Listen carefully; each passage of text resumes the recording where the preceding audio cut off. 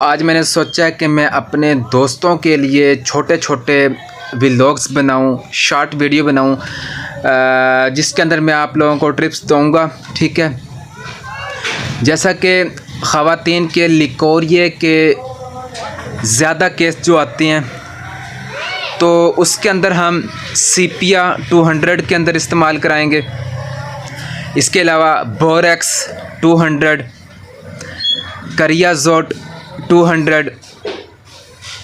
तो अगर आपके पास कोई ऐसा केस आता है जिसके अंदर ख़वातीन के लिकोरिए के ज़्यादा केसेस आप के पास आ रहे हैं, आपको कोई मेडिसिन समझ नहीं आई, तो आप वहाँ पे करियाजोट, सीपिया, बोरेक्स ये आपने 200 के अंदर आपने इस्तेमाल करवाना है। ठीक है, इंशाअल्लाह अज़्ज़ा वजल बहुत ही अच्छा रिज़ल्ट है इसका।